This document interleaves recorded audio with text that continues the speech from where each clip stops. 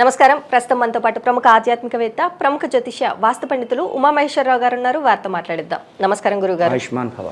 మే నెలలో ధనస్సు రాశి వారికి ఎలా ఉండబోతుందో తెలియచేయండి. మే నెలలో ధనుసు రాశి వారికి అత్యధికమైన శుభదాయకమైన ఫలితములు పొందుతున్నారు. ఎంతటి శుభదాయకమైన ఫలితములు అంటే వీళ్ళు ఆడిన ఆట పాడిన పాట అన్నీ నెరవేరుతాయి. ఎందుకంటే గురుడు ఈ ధనస్సు రాశి వారి కోదండ మీనర్యోర్ మంత్రి. ధనస్సు రాశికి మీనరాశికి ఆధిపత్యాన్ని వహించిన వాడు గురుడు. గురుడు ఉన్న స్థానం మిత్రక్షేత్రమైన మేషరాశిలో ఉన్నాడు.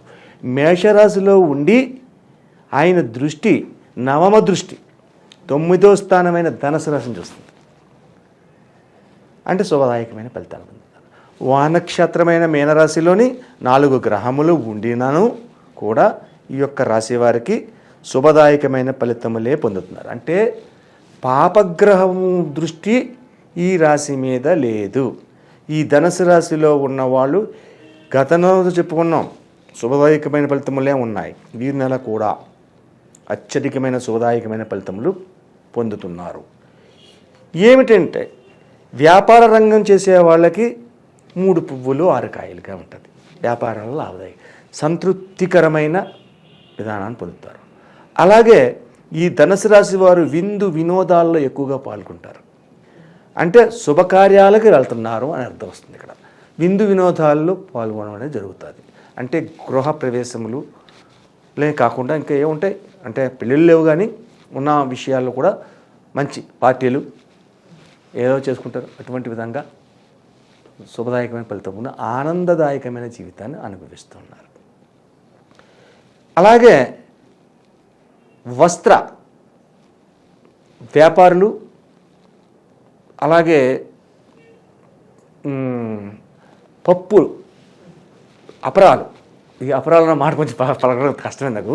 అపరాలు, పప్పులు, ఉప్పులు, ధాన్యాలు ఉంటాయి కదా, దినుసులు, ఇటువంటి చేసే వారికి కూడా అత్యధికమైన శుభదాయకమైన ఫలితములు ఈ రాశి వారికి ఎక్కువగా పొందుతున్నారు.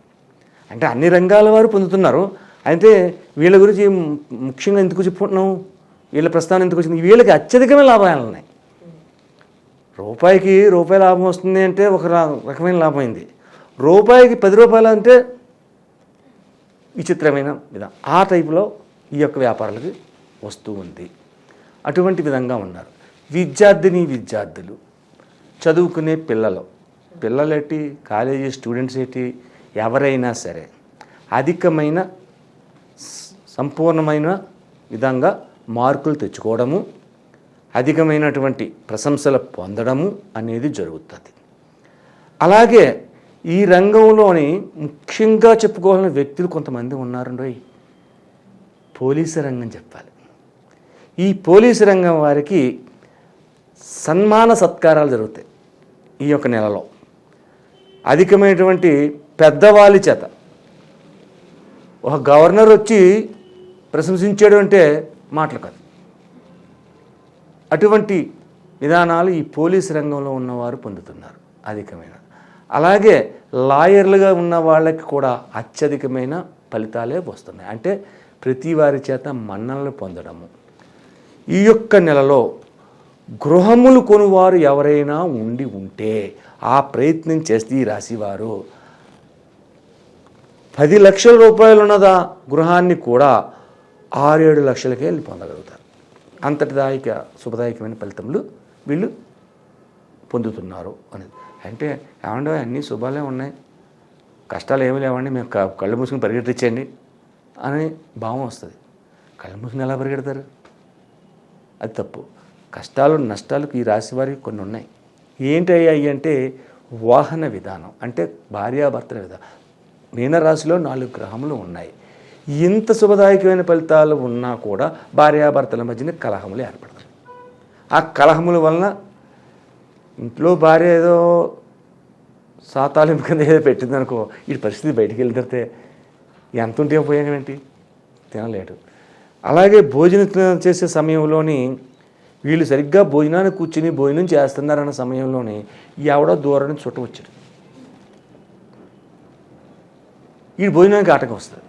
అటువంటి భావాలు కలుగుతుంటాయి. ఇటువంటి చిన్న చిన్న విధానాల్లో నష్టదాయకములు కలుగుతున్నాయి. కానీ అత్యధికమైన శుభ ఫలితములు పొందే విధంగానే ఈ యొక్క జాతకులు ఉన్నారు. ఇది అక్షర సత్యం. అయితే ఈ రాశి వారికి ఈ యొక్క భార్యాభర్తల మధ్యన వస్తున్నది కొన్ని అసంపూర్తయిన పరిస్థితులు కలుగుతున్నది తొలగి శుభదాయకమైన ఫలితములలోనే ఇంకా ఎదురుకు వెళ్ళాలి. 10 రూపాయలు పెట్టుబడి పెట్టాం, 100 రూపాయలు సంపాదిస్తున్నా బాగానే ఉంది, ఇంకా 100 వస్తే 200 వస్తే ఇంకా మంచిదా అనే ఆలోచన ఉంటుంది. ఆ ఆలోచనలో ఉన్నప్పుడు ఈ యొక్క రాశి వారు చేయవలసిన పరిహారం ఏమిటి? ఈ రాశి వారు శివతత్వాన్ని తీసుకోవాలి. గురుడు అంటే దేవతలందరికీ గురుగ్రహం. ఆయన పూజించేది కూడా శివుణ్ణి పూజిస్తాడు. కాబట్టి శివతత్వాన్ని తీసుకుని శివాభిషేకాలు చేయించుకోవాలి. అలాగే ఏ శివాలయంలోకి వెళ్ళి అభిషేకం చేసిన తర్వాత మీకు ఎదరకుంట ఏ వ్యక్తి అయితే కనిపించాడో, గుడిలోకి దిగుతున్నాం ఇంకా దిగలేదు, ఏ వ్యక్తులైతే కనిపించారో పెద్దవాళ్ళైతే కాళ్ళకి నమస్కరించండి, చిన్నవాళ్ళైతే వాళ్ళని దీవించండి. ఏదో మంచిగా చిన్నవాళ్ళైనా పెద్దవాళ్ళైతే కాళ్ళకి నమస్కరించి ఆశీర్వాదం పొందండి, చిన్నవాళ్ళైతే వాళ్ళని దీవించండి. అలా బయటకు వచ్చండి. వచ్చిన రోజు నాడు అభిషేకం చేసిన తర్వాత సోమవారం నాడు వీళ్ళు చేసిన అభిషేకం అయిన తర్వాత చేసే ప్రక్రియ ఏంటి? చిక్కుడుకాయలతోటి కూర వండుకోండి. ఆ చిక్కుడుతో కూర వండుకొని ఆ చిక్కుడుకాయ కూరని తినాలి. అది అయిపోయిన తర్వాత మధ్యాహ్నం భోజనంలో చిక్కుడుకాయ కూర కంపల్సరీగా పెట్టుకోండి. అది అయిపోయిన తర్వాత సంధ్యా సమయంలోని మళ్ళా శివాలయానికి వెళ్ళండి. ఆ శివాలయంలో దర్శనం చేసుకుని అక్కడ కూర్చోనండి. ఓ పావు గంట అరగంట కూర్చుని అప్పుడు ఇంటికి వచ్చేయండి. ఇంటికి వచ్చిన తర్వాత ఏమి కాఫీ టిఫిన్ కానీ పళ్ళు పాలు కానీ తీసుకొని భోజనం చేయకండి. కింద నిద్రపోండి పక్క వేసుకుని. ఆ యొక్క విధానం ఎప్పుడైతే చేస్తారో ఈ ధనుస్సు రాశి వారికి అత్యధికమైన శుభ ఫలితములు పొందడం అనేది తథ్యం. ధనుస్సు రాశి వారికి మే నెలలో ఎలా ఉండబోతుంది, అలాగే వీరు చేసుకోవాల్సిన పరిహారాలు ఏంటి అనేసి చాలా చక్కగా వివరించారు గురువుగారు. ధన్యవాదములు. ఆయుష్మాన్ భవ.